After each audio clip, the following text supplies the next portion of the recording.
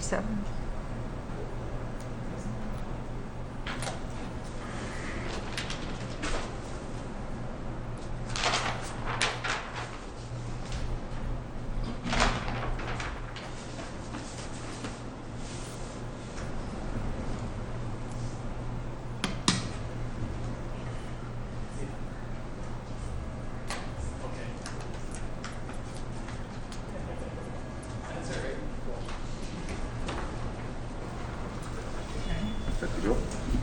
I think we're good.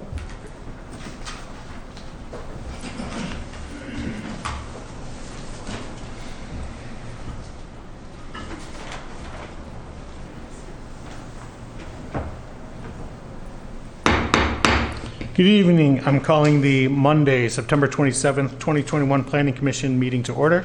Will everyone please rise for the Pledge of Allegiance? Pledge Allegiance to the flag of the United States of America and to the republic for which it stands, one nation, under God, indivisible, with liberty and justice for all. Thank you, everyone. All right, first item on the agenda tonight is the approval of tonight's agenda. Do you have any concerns or requests for changes to the agenda? Entertain a motion to approve the agenda. I'll move to accept the agenda. All right, motion to approve. Do I have a second? I will second that. And a second. All those in favor of approving the agenda say aye. Aye. Opposed? Agenda is approved. All right, moving on. Minutes from the September 13th meeting. Any concerns about the minutes or requests for additions or omission changes? Nope. Seeing none, I'll entertain a motion to approve the minutes for that meeting. I'll make a motion to approve the minutes from the meeting, September 13th, 2021. All right, I have a motion. Do I have a second? Second. Second. All those in favor of approving the minutes say aye. Aye. Opposed? Minutes are approved. Moving on, we have one public hearing this evening. This is for Flying Cloud Commons Grocery Store 2021-12. It's a request for a planned unit development concept review on 5.13 acres, planned unit development district review with waivers on 5.13 acres, site plan review on 5.13 acres, preliminary plat of one lot on 5.13 acres. Will the proponent of the project please come forward? Good evening. If you would state your name for the record and tell us about your project, please. Ian Hawker with Oppidan Development. I'm sorry, could you repeat your name, please? I'm sorry, Ian Hawker. Sorry. Thank you. It's a little bit lower here. Let me just raise it for you guys. Is that better? Yes. Better, All right, thank good. you. Perfect. So let's give this a shot. Let me just see if I can move this one slide over. All right, it's working. Excellent. Well, thank you in advance for your time, and I appreciate your comments in advance, and we look forward to working with you on this project. It's been a fun one. It's been a while, too. I think I was looking at our first site plan, and ironically, it was put together back in 2018, so it's been 3 years in the making, and we still haven't broken ground. Usually 3 years you'd be open and operating by now, but this has been a large undertaking and an exciting one. So we're glad to be here to talk about this project. There's been a handful of different iterations, so coming here now, this is our final one, and with the turbulence in the retail market combined with COVID and just kind of the things that we've experienced, we're glad that we're able to identify another grocery store for this project, and so we're excited to show you guys this tonight. So I put together a slideshow just to kind of walk through it. And what I thought would be helpful is maybe to talk about Castle Ridge redevelopment and just kind of start you there, kind of 10,000 foot elevation, drop you down to 5,000 feet, and then down to kind of the micro level so you can see our project firsthand. We can talk about the 5.13 acres. So just kind of an overview. So on this particular deck that I put together, we'll have, like I said, an overview of Castle Ridge, and then I've got the 2020 approved plan in here just so you can see it in comparison to 2021. I thought that'd be helpful just to walk you through. And then I've got a slide dedicated to the SRF Traffic Study that was updated and just some of the key findings that came from that from 2020 as well versus 2021. The grocery floor plan, which I know you have, and then the elevations that go along with that too, and then we can have some questions there afterwards. So Oppidan Investment Company, we are a local real estate development company based out of Excelsior. We've been in business for over 30 years. This is actually our 30-year anniversary, so it's pretty exciting for our founder and for the company as a whole. We've done a significant amount of retail development throughout the years. We've really evolved into different asset classes as well, but our kind of our core focus has always been on the retail side, so we just know this business very well.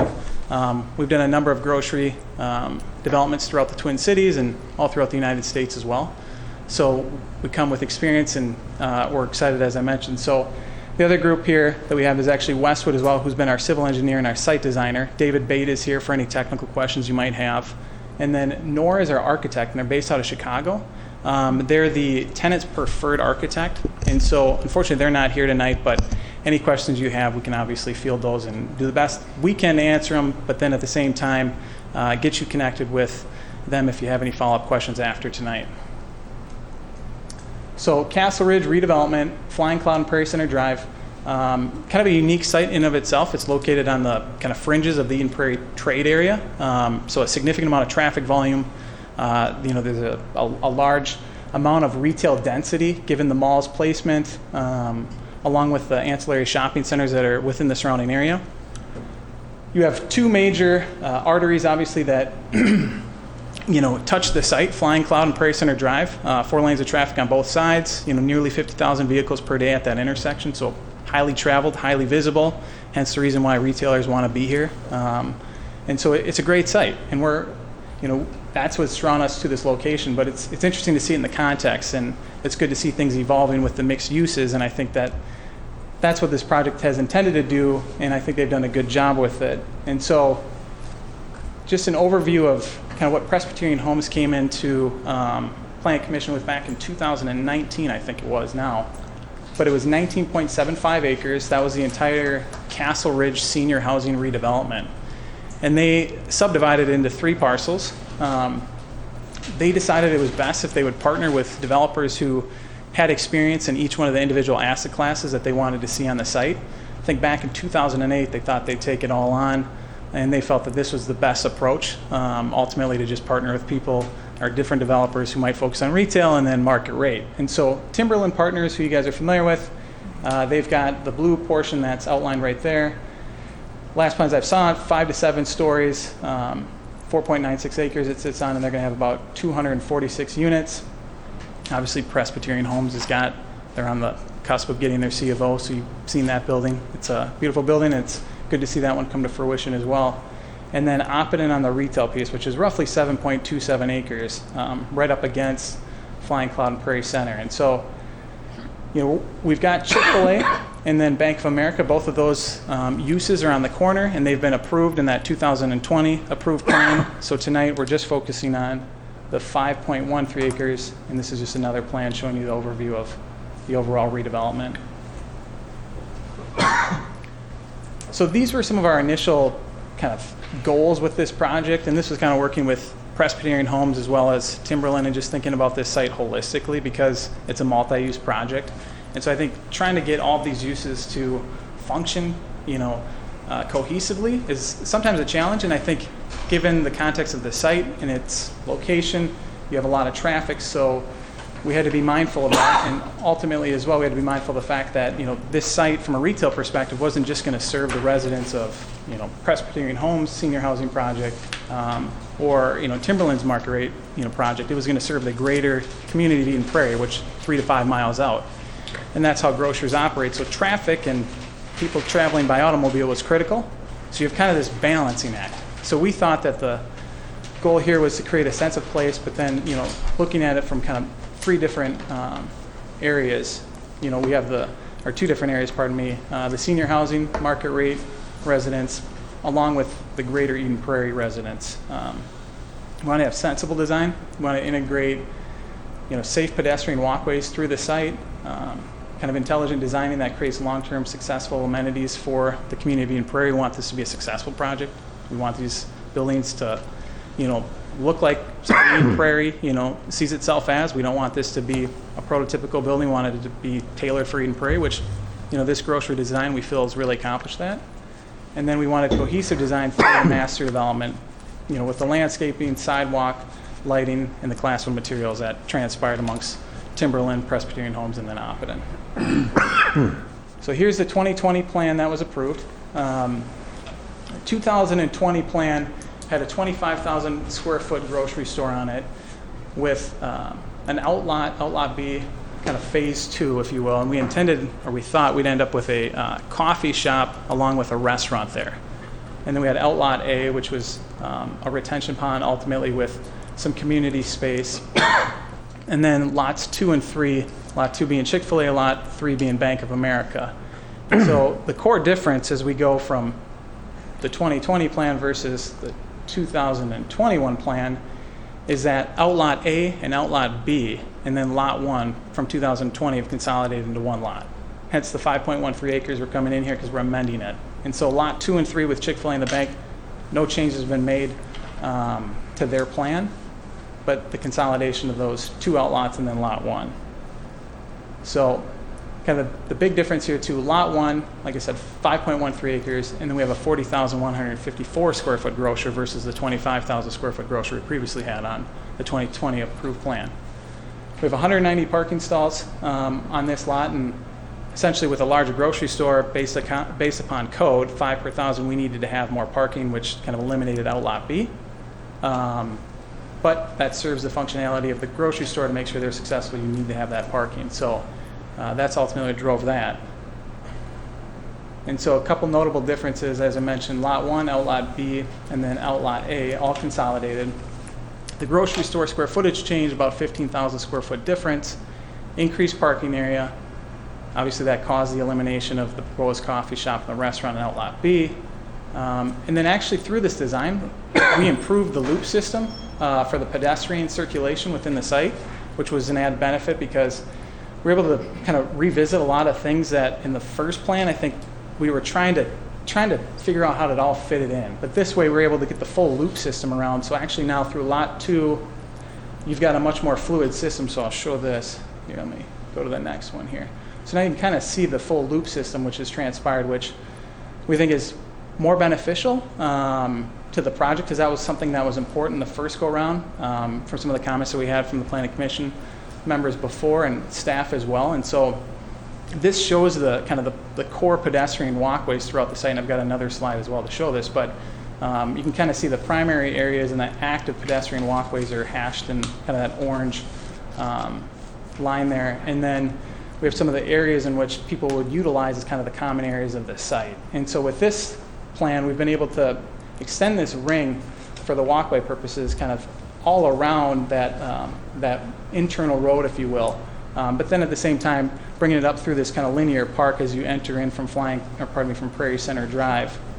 And then we have 2 connections to lot 3, and then we have one just to the north of lot 3 in that common area right there as well, where it's outlined as kind of the primary play space. And so we think that actually was an enhancement to this site plan. And I think that's probably ultimately given because this is a less fragmented plan. You have 3 uses that are driving it, not 4 or 5 within a 7-acre site. So we're able to kind of integrate that a bit better. So here's kind of maybe a zoomed out version of these pedestrian walkways showing its connection point to the senior housing facility as well as the market rate apartments. And there's a couple of grade changes from Presbyterian home site to the retail site as well that kind of drive these pathways. But we feel this created a much more kind of safer, loop system, if you will, throughout the site. And we actually ended up with less vehicle pedestrian connection points, or conflict points, pardon me, because there's less crosswalks that go over vehicular pathways. So in many ways, the site actually has improved in the walking, from a walking standpoint for the residents that will be frequent in this shopping center. So the SRF Traffic Study that was updated had some notable differences, and the biggest one being that the total trip count actually decreased by 446 fewer daily site trips, and that was driven by the fact that we have a 40,000 square foot grocer versus a 25,000 square foot grocer, and we eliminated the 10,000 square foot restaurant and the additional 5,000 square foot restaurant where you're going to have an outlot B combined with the 1,900 square foot coffee shop. And by eliminating those uses, we were able to kind of lower the overall traffic trip count into this site. 150 fewer AM peak hour trips as well from the 2020 plan. And we increased actually the development density on this site. So we're able to get more square footage on it, but we're able to lower the traffic count, given, again, kind of, you don't have a restaurant here and we don't have a coffee shop. That's going to drive a lot of traffic regularly through the site. So I think that was a gain and a benefit to this project overall. So here's a couple comments that came from the traffic study. They're highlighted, and you can see them with the arrows pointing in red. We integrated as pretty much, I'd say 75 to 80% of them, as much as we could, because a couple of them were related to the no change area in lots 2 and 3, which we weren't going to make changes to because those weren't changing. So all the changes we could within the site plan itself from the SRF Traffic Study were integrated. They were modified. They weren't 100% as the site plan suggested based on that study, but we did the best we could, and I think we're able to put the majority of them in and improve the site from a circulation standpoint, but also from a safety standpoint too.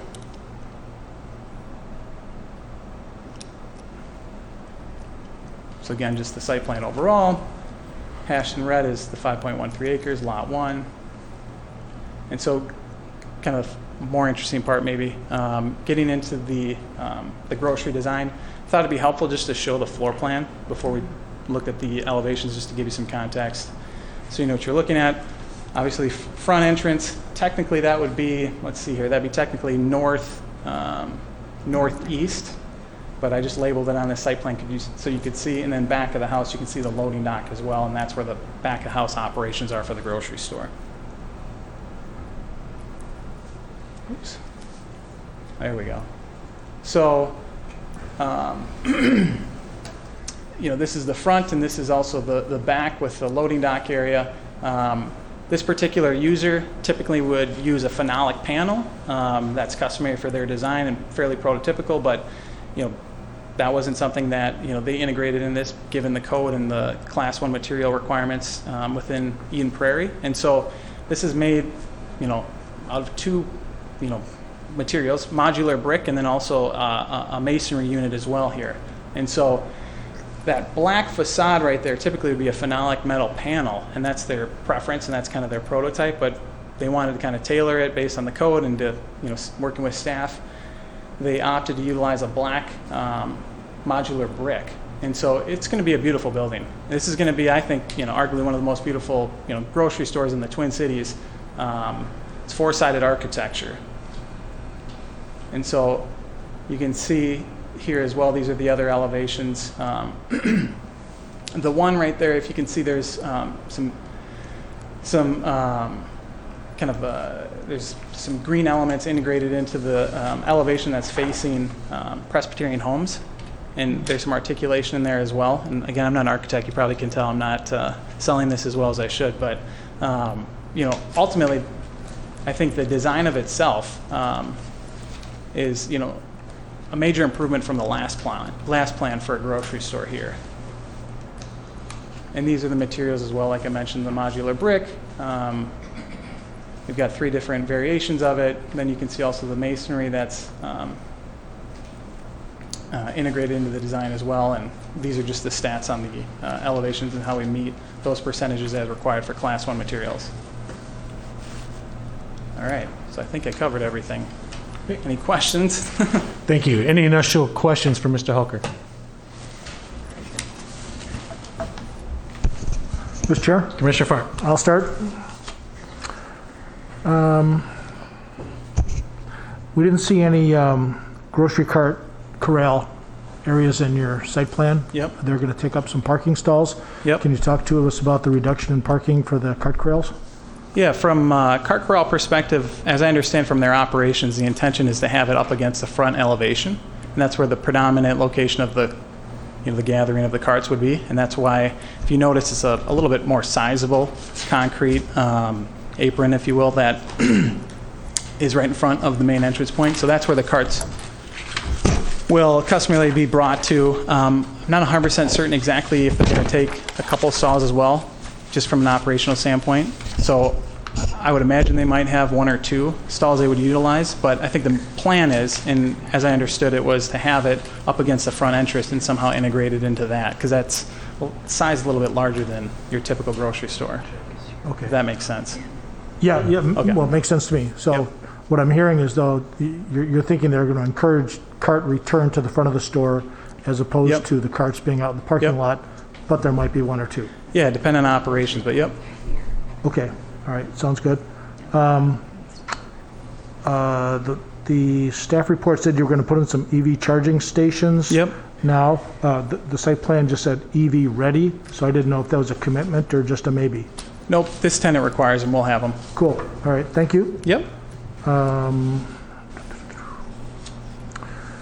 The elevations showed the glass facade around there. I like the articulated facade, by the way. I think the Yep. architect did a really nice job with that.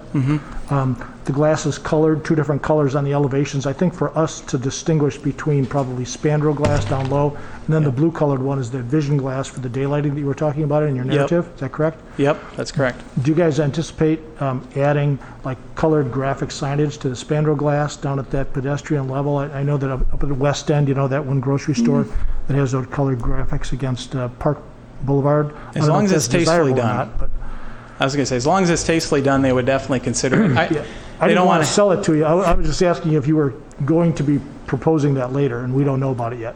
I'm not certain. I know that, yeah, I mean, you mentioned the spandrel glass there, and, Yep. you know, they talked about integrating some artwork and things of, you know, along those lines, or kind of a green wall too, as you mentioned. Yep. I don't know if you saw it, yeah, obviously you saw it on the Yeah, south that's great. side. Yep. Yeah. And so, I think they'd be open to that. You know, they're pretty progressive in their designs, and they'll consider things along those lines, as alternatives. I mean, that spandrel glass obviously is because that's back a house, and so if there's a design element that could be incorporated into it, I think, you know, they would consider it as a benefit, and it would look nice for the overall project, so. Yep, okay, all right.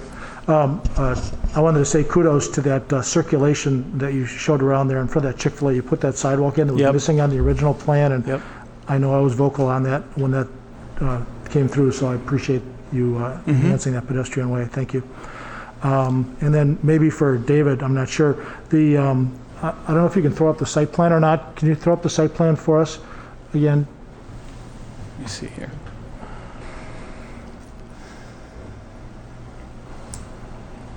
Oops, sorry. That'll do. Does that work? Yep, Okay. yep, great. On the left side, which is against Commonwealth there, Yep. your orange dash for the pedestrian way, there's two kind of parallel sidewalks there, right? The one that you have dashed as the primary Yep. leads to a staircase up to the elevation, the floor elevation of the shopping center, whereas the second parallel one, which right in front of the parking stalls, is flat and level.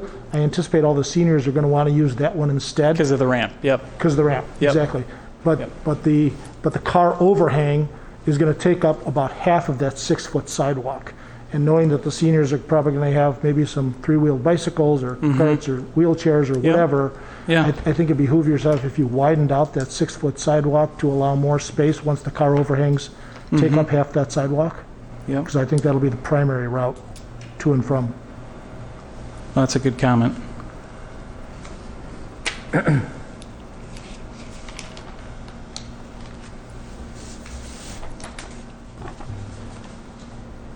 And then last but not least, again, maybe for David, if he wants to address it, that you address some truck turning movements because you're expecting a larger truck to circulate through this site. Yep. And on the first page, I see that the truck circulation at the trash area fails. It goes right through the generator, emergency generator pad there. And so since that generator pad was unscreened anyway, I thought if you could just move that about 30 feet to the east where you have that landscape island, south of your loading docks, you can put your landscaping around the generator for visual screening and acoustical screening and get it out of the way of the truck. But I'd like to hear your thoughts on that or other commission members. No, that's a also. good question. Just my suggestion, just to solve your, get that to Let me work. think about that one. I don't know, Dave, if you have any comments on that, if you wanted to come up here. Yeah.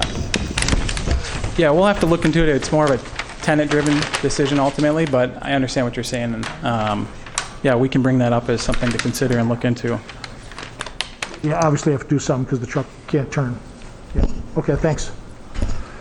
Thanks, Chair. Mr. Chair. Commissioner DeSanctis. Good evening, Mr. Hawker. I have a couple of questions for Yep. you. Looking at the schematic of the proposed layout, are you concerned at all about any extraneous light disturbance or noise disturbance in terms of the proximity of the senior housing to the planned parking area as well as to the movement of trucks around the back? I'm not concerned by that. I don't think that there will be a dramatic amount of noise generated from having a grocery store operating next door to a senior housing facility. I think there's adequate distancing, and I would suspect as well that by the time they're coming through there, I don't see it as a major issue. So I guess I don't see that as a potential issue for the senior housing development, just given its distance combined with the fact that it's a new building and hopefully the insulation is sound and it's built well. So, Well, seniors as a group tend to go to bed earlier. And I'm just wondering too about, is there the intent to keep the parking stall area illuminated 24/7? that's a great question. I think the intention would be that at some point in the evening they should shut down. It's kind of a balancing act, I guess, based upon safety, but it'll be to code. I don't want this parking lot to be lit up all evening necessarily to become, light pollution for the residents that are next door from the apartment as well as the senior housing, but also want to make sure that it's to code within the city, and from a safety standpoint, that's handled correctly from a maintenance perspective. What are the projected hours of operation of the proposed grocery store? That's a good question. I suspect kind of normal business operational hours. I'm trying to think of a grocery store down the street. I know Cub Foods, it's not going to be a 24-hour grocery store from my understanding. So, I'd think, 7, 8 o'clock, maybe upwards till 10 or 9 o'clock at the latest, or 9 to 10 at the latest. Okay. Another Monday through question. Friday. Yeah. Oh, excuse me. It's well known that Lakewinds pulled out of the original plan. Mm-hmm. And did that reflect their own market analysis of the site, of any shortcomings that they perceived? I realize that you may not be privy to their internal decision, but does it raise any red flags for an even larger grocery store coming in, given the existing market and the density of supermarkets within a 3 to 4 mile radius of your site? Yeah, good question. I can't comment on Lakewinds on their decision, but I can, comment on the fact that, the incoming grocer, the new 40,154 square foot grocers, done their market analysis and done their study, and they've, identified this site as an opportunity, and they feel confident in it. Is the construction of this proposed building a situation where I'll build it and they'll come as an enticement? Is it based on a fairly firm commitment from this prospective tenant? It's a firm commitment from the tenant. Thank you. Yep. Other questions? Great. Thank you. Let me sit down. We'll go to the city staff report, please. Mr. Chair, members of the commission, the applicant is requesting a PUD concept review, a PUD district review with waivers, preliminary plat, and a site plan review as a part of this application. Mr. Hawker did a very thorough job of outlining how this parcel falls within the overall Presbyterian Homes redevelopment area, so I won't revisit that for you this evening, but rather talk a little bit more about the site plan that is proposed on the 5.13 acres. As part of the PUD process, they are requesting 2 waivers. One is with regard to building height. As you'll recall, at that main entrance, they do have a projecting roof line, if you will, for a portion of the building. So that does create a identifiable primary entrance. It does also meet architectural standards for the city through its design guidelines and city code requirements, but it does exceed the 30-foot height requirement for a portion of that facade. And so they're asking for a height waiver to exceed the 30 feet to, I believe it is the 36 feet 8 inches for just a portion of that facade. The remaining area of that facade does comply with the 30-foot height requirement. The other waiver that they are requesting is with regard to the required parking on site. As Mr. Hawker mentioned, retail stores by code require 5 parking stalls per 1,000 square feet of floor area. So based on the size of this building, it would be required to have 201 parking stalls on site. The developer is requesting a waiver to be allowed to have 190 stalls on site, so 11 stalls short. As staff worked with them through the several iterations of a site plan before it gets to you for your review, we talked about several different options. One option included showing some proof of parking on the far side of that private drive. So in that instance, they would show it as proof of parking. If the site determined that it needed that additional 8 stalls in that case, the city would be able to say, okay, the site needs the additional parking, you need to go out and construct that. However, given the location and the configuration of the site, staff recommended that that be withdrawn or removed from the application. So that's why we're not seeing any additional proof of parking provided. Because of the separation and the configuration of the site, it did not promote good circulation or pedestrian connection through this site. So staff is supportive of both of the waivers that are being requested this evening. The city has granted waivers with regard to parking requirements for retail buildings, less than the 5 per 1,000 in several other instances. And I'm happy to answer any further questions that any commissioners might have about that. Overall, staff is recommending approval of the project, and I'm happy to answer any other questions that you might have. Thank you, Julie. Questions for the city? Commissioner Mitty? Do you know when we had approved the Chick-fil-A and Bank of America, were there any parking waivers granted for that section of the development?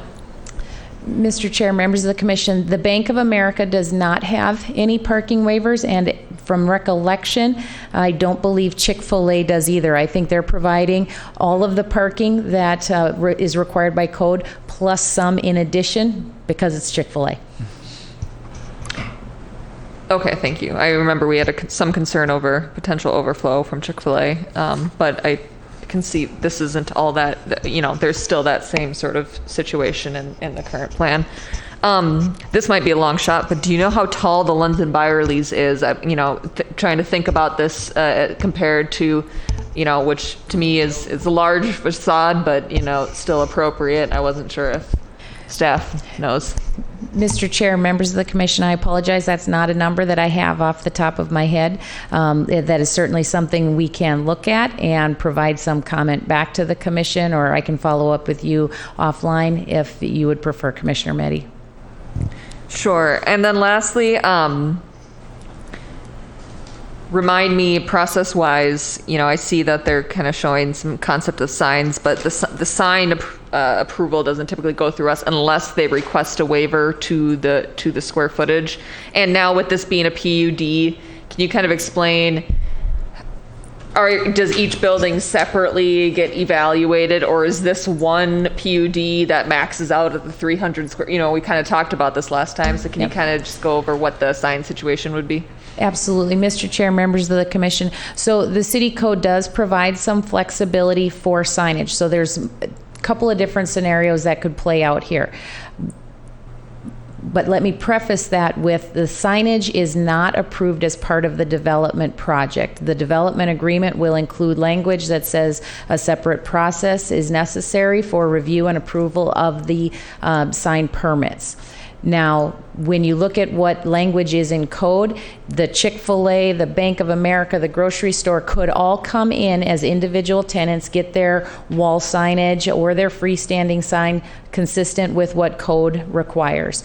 There is also a provision that says if you're a PUD and you have 2 or more parcels that have adjacency to one another, you can come in and have signage approved for freestanding sign through a PUD or through a additional requirements specific to PUDs, i.e. you get a little more square footage if you combine it into a singular sign rather than having individual freestanding signs on each of the 3 lots. So either of those options would be available to the property owner and tenants and would be required to comply with city code requirements.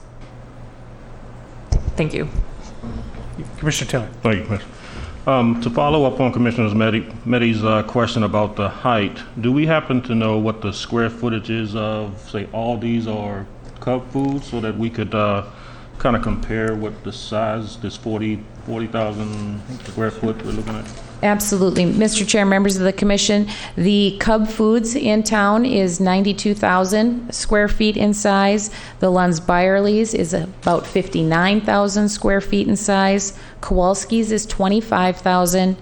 Jerry's is 41,000. And Aldi is about 25,000 square feet in size. Okay, thank you. And I have 2 more questions.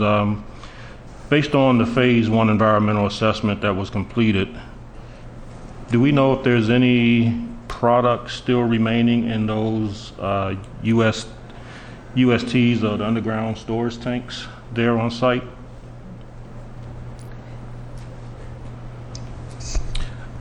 Mr. Chairman, members of the commission, the report that we received showed no, there was 1 leak, but it was contained within the wall, or the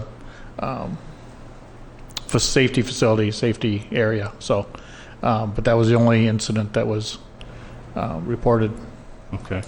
And are there plans to remove both the tanks for this construction, or are you going to keep them to use them for other usages? They're removed. They're going to be removed? Okay. Thank you. The questions for the city? Mr. Chair? Yeah, Commissioner Fart. Yep, thanks. If I could get staff's input on a couple of these truck maneuvering situations here. The one is the recommended changes to the intersection of Castlemore Drive and Columbine Road on their sheet that discusses that. We're going to be widening the intersection out by a few feet, replacing sidewalk, moving some trees, and taking the stormwater pond and just reducing the volume of that stormwater pond just a little bit. So I wanted to make sure that the reduction in stormwater pond volume wasn't detrimental to that senior housing development, and if any permissions needed to be made to that landowner. The area that they're encroaching onto that pond has been accommodated within the development. Okay, thank you. Any ownership notification requirements? Pardon me? Any ownership notification requirements? Yeah, No. They're playing well together in the sandbox. I just didn't know if they're 2 separate owners. This is an off-site improvement, so I just didn't know if that was taken care of. That I'm not aware of. I assume they've got property rights to do that, but I can't say that specifically. Maybe Ian could. Okay, thanks. We talked about signage already, and I know it's a different permit, but grocery stores are kind of special. Grocery stores in general don't have very many storefront windows. I like the fact that they're providing storefront windows, but of course, as we know, the vision glass is up high, so the spandrel glass is down at eye level. So in the signage code, does it distinguish between what you and I would think of as a regular wall sign identifying a place of business versus the prices of the goods inside? So are we going to be, could they put posters all over their windows saying, cantaloupes 3 for $1 and price of hamburgers reduced tomorrow only? Or is there some restriction on that? Mr. Chair, members of the commission, so the sign code does regulate not only freestanding and wall signage, but it also regulates window signage. And from recollection, my memory is that 10% of the window area can have some sort of signage within that.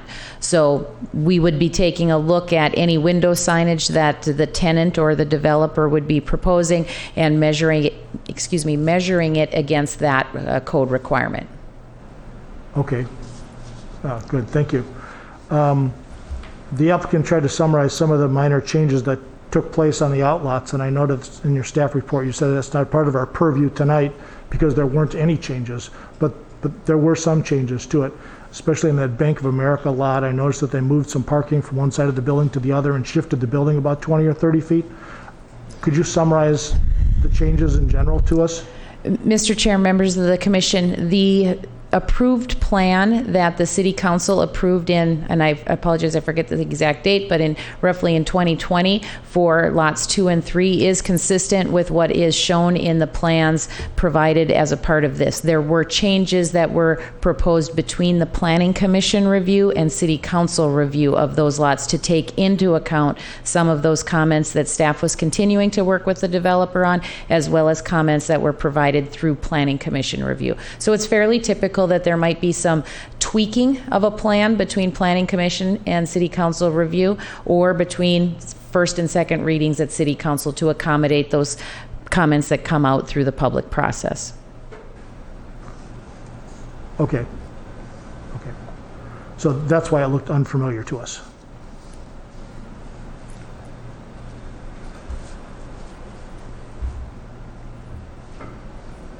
Okay, that's all. Thank you.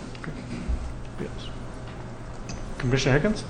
Yeah, I have some concerns that have been ongoing through this whole development because we're still waiting for the housing to be fully functioning.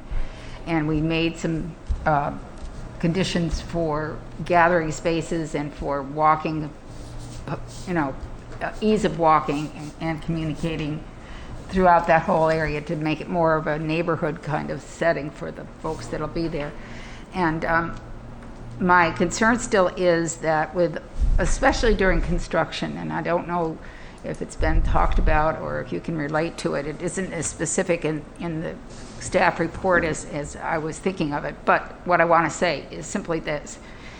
With the amount of traffic that is already in that area for the housing, and you add the condition of now new construction and activity to bring all of that together in the grocery store and then the other things that will follow, it just occurs to me that it's going to be, or from my point of view, I would like it to be a priority to try to understand the importance of the confidence that folks have who live there that they can get around on those walkways. And I reflect knowing that there's some attention to the type of signage on the street itself for the walkways and so forth, but a lot of the folks that will be coming in and out for deliveries and the rest won't really understand much more than what they have to get done by coming in through the truck route and getting back out again. I just wonder if you can make a comment on that. Maybe not you from staff, but maybe from the developer. Mr. Chair, members of the commission, I'll take a stab at it first. Okay. So if I'm understanding your comments or your concerns correctly, concerns are really twofold. One, how are those residents who are kind of moving in those earlier phases able to circulate while construction is going on some of the neighboring properties? And then secondarily, a concern about the amount of construction traffic and the construction folks that are on site knowing where to go so that they're not creating any conflicts with the residents that are there. So with regard to the first issue, if you'll recall when the Planning Commission and Council reviewed the Presbyterian home site as well as the Timberland site, both of those have, for lack of a better term, a pedestrian loop on their own property. So residents would be able to get out and do some sort of recreational walking contained within their site once their portion of the project is completed. Now, with regard to the second concern, let me back up. And in addition, there's connection out to the trail system along Purgatory Creek and Park as well. So if they wanted to venture off-site, if that was something that they wished to do, they would have the connections and the ability to be able to do that. With regard to the second concern about the construction traffic, I know that Public Works staff has been working diligently with all three of the developers on this site to understand, as part of the land alteration permit, how contractor parking will be managed on this site. And they do need to provide plan to the city as to how that will be addressed prior to issuance of land alteration permits. Thank you. If the developer has any comments, that would Just a be, little more in terms of the construction, as Julia had mentioned. I mean, it'll be phased in a fashion in which the parking for the contractors, subcontractors will all be contained on site. And so we don't feel there'll be any, issues in terms of, traffic that will obviously shouldn't impact any of the senior housing because it'll all be contained on our site. And we, maybe different than the residential project, Right. we have some open land to park That on you and could use. mobilize on. So Okay. that'll help offset that. thank you. Yep. Commissioner Tiller? Yes, thank you, Commissioner. I question around Commonwealth Drive, considering there's going to be more pedestrian traffic going across Commonwealth Drive. Are there plans to put any type of speed control devices, bumps, electronic lighting so that the drivers know to either stop or yield when someone wants to cross the road?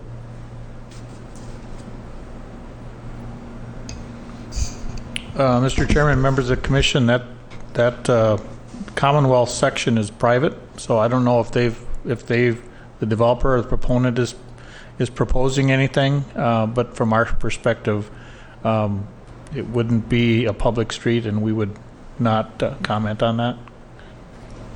Okay.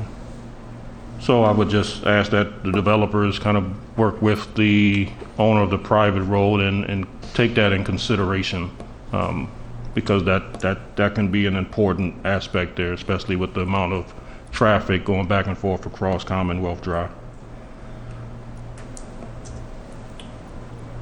Thank you.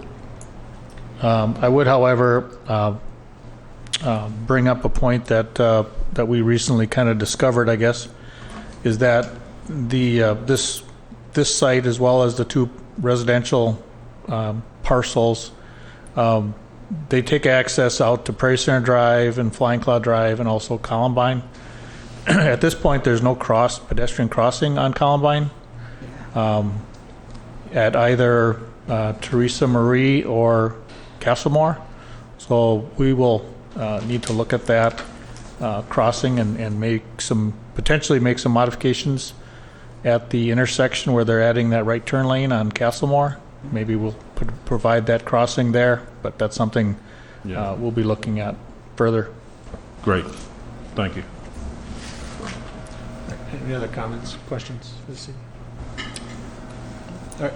This is a public hearing. If anyone would like to come forward and speak for or against this project, please do so now. Come on up, sir. Good evening. Good evening. If you would state your name and for the record, please. Jonathan Smith, JONATHANSMITH. And I'm a citizen here. I've only been in town since October of 2020. And I've been taking advantage of the wonderful parks and trail system that we have here. And I've been biking around for most of my travel. And I noticed that there is some biking and infrastructure on the site, but it looks like there might only be 2 spots for bikes to park for a total of probably about 4 bicycles.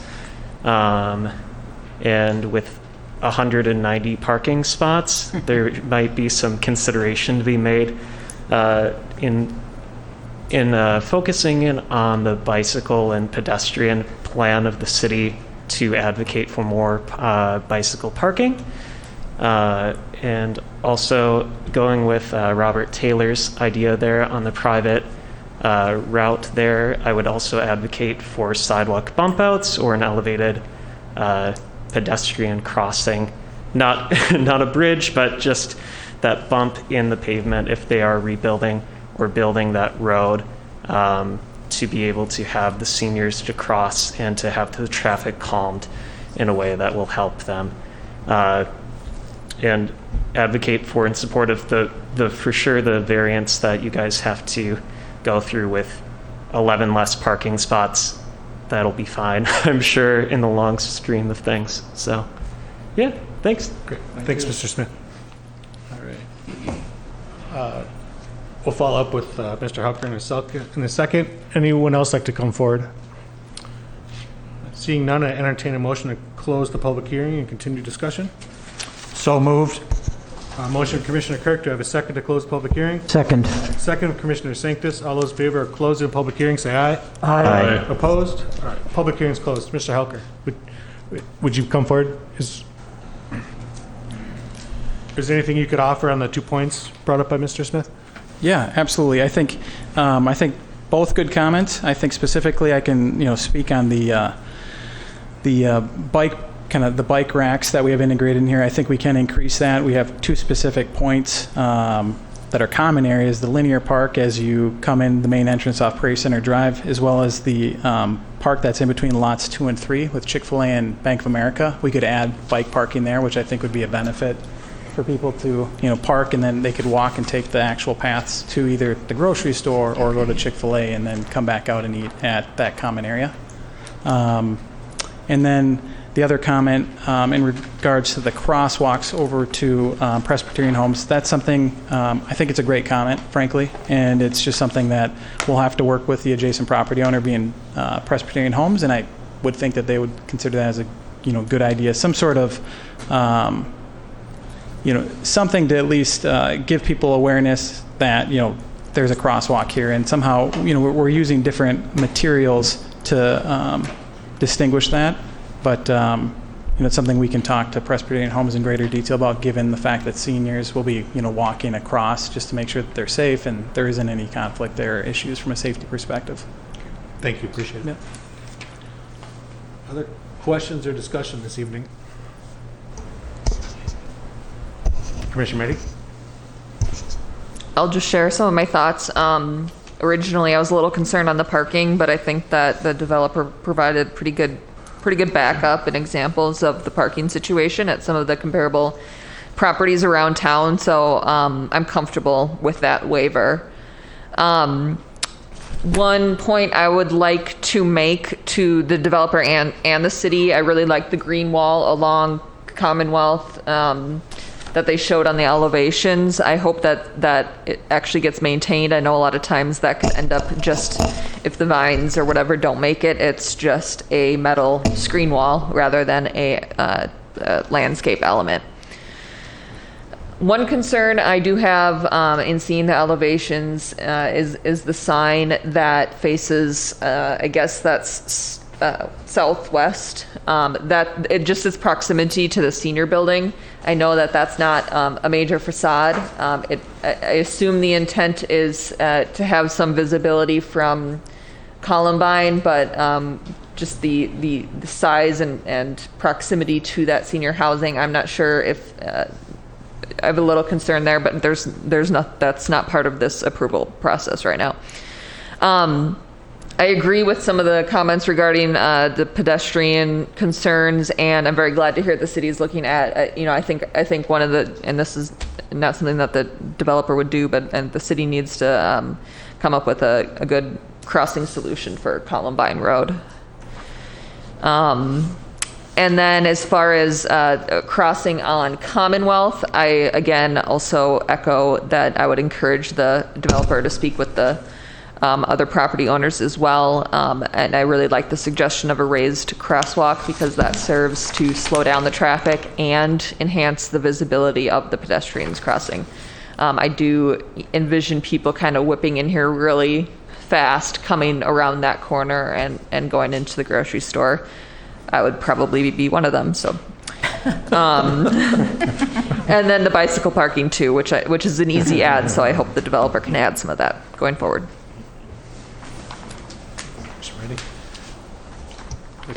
Comments? Mr. Chair, Commissioner Cook.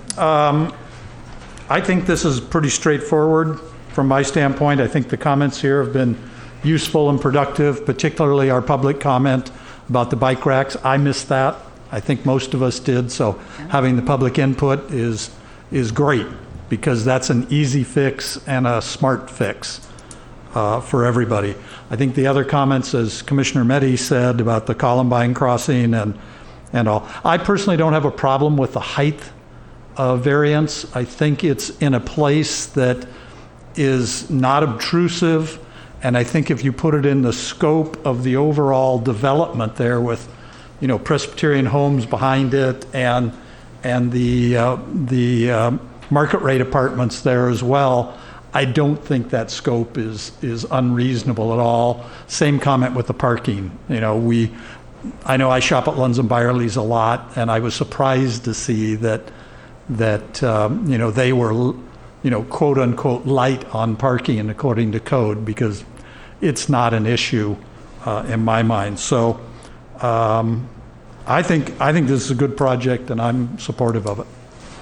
Thanks, Commissioner Kirk. Commissioner Gooding? In looking at this, I think it is clearly an improvement over what we approved prior. And that is kind of the way I looked at it. I don't have any issue with the 2 waivers, and I believe it is a definite improvement over the first shot. And not a part of this, I'll go on that Columbine Road piece that Commissioner Meddy brought up. I think the city really needs to look at that. I ride bicycles over there all the time, and getting across Columbine Road is at times taking your life in your own hands, unless you go up to the traffic lights. So, but just comment. Thank you. Commissioner Farr? Mr. Chair, I'm going to agree with the last 2 commissioners. I think this is a great project and frankly, an improvement over the last one as well. Notably, I think by eliminating those 2 small pad users up against, Prairie Center Drive, and enlarging the grocery store is going to ease the traffic along that private loop road, especially the stacking distance when you get to the intersection. So I think that's a plus for this little pocket of retail space. I also agree with the 2 waivers. The structure height, I don't have a problem with that taller sign in front. The parking stalls also, I think it'll be fine with that mixed use, having the senior residence, the apartments right across the street. Even though I think you're going to be losing a few more stalls with the cart corrals, but that's just a minor thing. I like the building architecture, 4-sided architecture. They'll appreciate that. The whole city will. So I think it's a great project. Thanks a lot. Anyone else like to weigh in? Commissioner Sanctus? I think overall it's a very thoughtful proposal.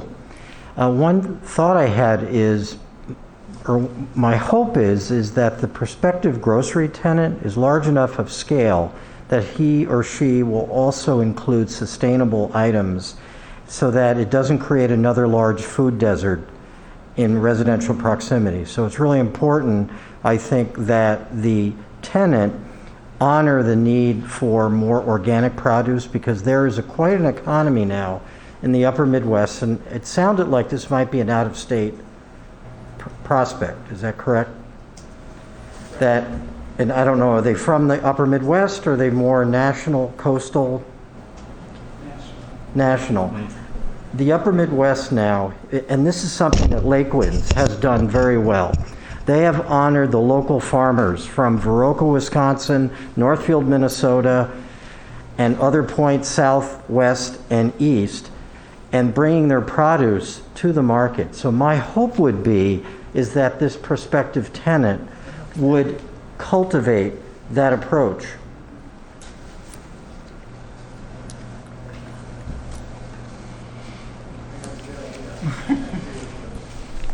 If you can put a good word in for organic farming. Thank you, Mr. Hawker. Good project. Okay. I don't see anyone ask and make any comments. I would entertain a motion on this project. Mr. Chairman, move to recommend approval for a planned unit development concept review on 5.13 acres, planned unit development district review with waivers on 5.13 acres, site plan review on 5.13 acres, and preliminary plat on 5.13 acres based on plans stamped dated September 14th, 2021, and the staff report dated September 27th, 2021. All right, I have a motion from Commissioner Kirk. Do I have a second? I will second that motion. Second from Commissioner DeSantis. All those in favor say aye. Aye. Opposed? Would anyone like to abstain? All right. Congratulations, moves forward. Nice project. Thank you, Mr. Walker. Appreciate all your preparation for tonight. All right, moving on this evening. Planners reports, Julie. No, sir. Do you have any members' reports? No. Entertain a motion to adjourn this evening. I'll move to adjourn. All right, Commissioner Higgins, do I have a second? Second. Second, Commissioner Sanctus. All those in favor of adjourning, say aye. Aye. Aye. We're adjourned. Thank you, everyone.